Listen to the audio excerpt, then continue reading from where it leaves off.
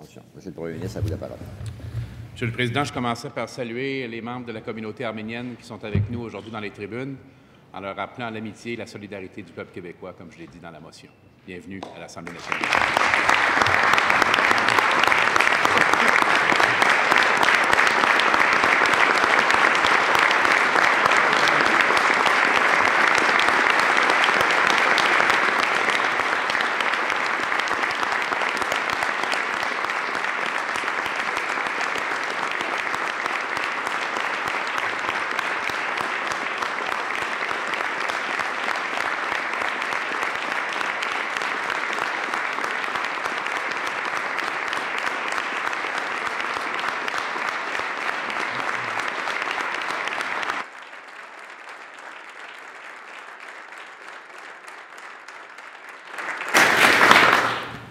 Nous allons retirer du temps imparti ces applaudissements chaleureux et mérités de bienvenue. Monsieur le Premier ministre. Merci, Monsieur le Président.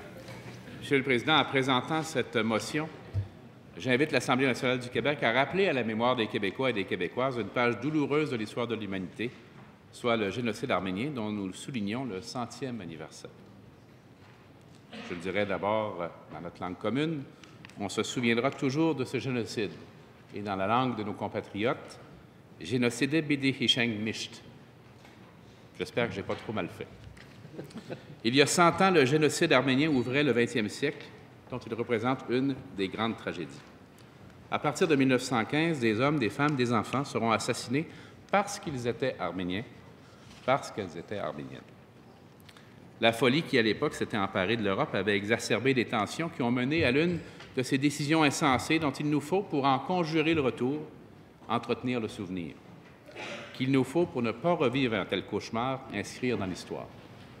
Monsieur le Président, depuis 1980, notre Assemblée commémore ce génocide. En 2003, elle a adopté unanimement une loi consacrant le 24 avril, jour commémoratif du génocide arménien, en solidarité avec nos 25 000 compatriotes d'origine arménienne.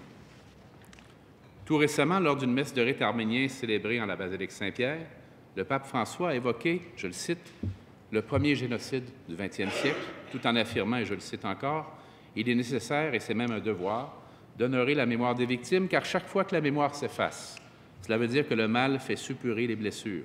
Occulter ou nier le mal, c'est comme laisser une blessure continuer à saigner sans la penser », disait le pape François. C'est-à-dire que la mémoire est une denrée périssable. Elle doit être protégée et entretenue. Certaines sociétés ont vu leur mémoire être l'objet de destruction et voient encore aujourd'hui leur mémoire être l'objet de destruction. Pensons à la destruction des sites archéologiques en Irak par les terroristes du groupe Armée islamique, qui se déroule littéralement sous les yeux de l'humanité actuellement. La nôtre, notre mémoire, elle est surtout distraite et elle oublie facilement ce que nous tenons pour acquis. La démocratie et le respect de l'autre, par exemple, qui sont des éléments bien fragiles et bien récents. Il n'est que trop facile de basculer dans l'horreur, comme nous le constatons encore aujourd'hui.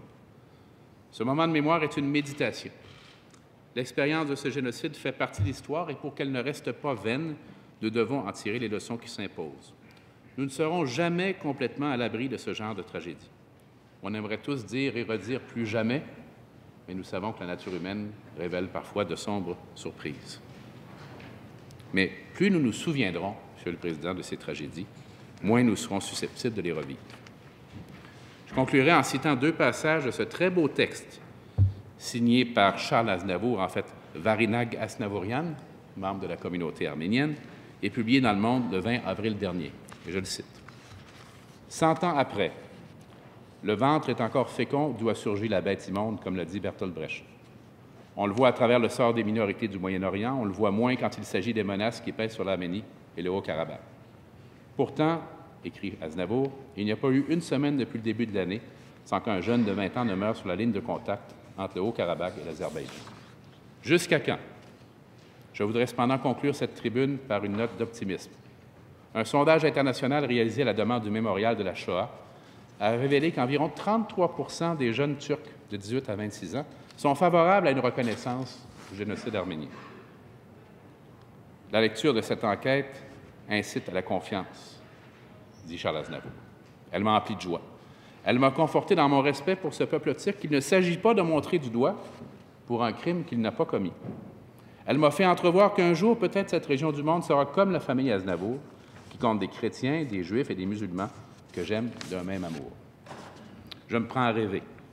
Mais la réalité d'une actualité bien sombre finit régulièrement par s'imposer à moi, qui dispose de si peu de moyens d'agir pour en changer le cours. Puisse ce triste anniversaire, c'est la première fois dans l'histoire qu'on commémore les 100 ans d'un génocide, faire avancer les consciences. C'est à ça aussi, paraît-il, que servent les commémorations. Fin de la citation. Monsieur le Président, je tiens, au nom de tous les Québécois et les Québécoises, à exprimer à tous les Arméniens et Arméniennes la sympathie et la solidarité de tout le peuple québécois. Le Québec est avec vous. Québécois tser head ei. Elle, pas sûr de celle-là. Et sera toujours avec vous. Yev tser head bidi elamisht. Merci d'être avec nous.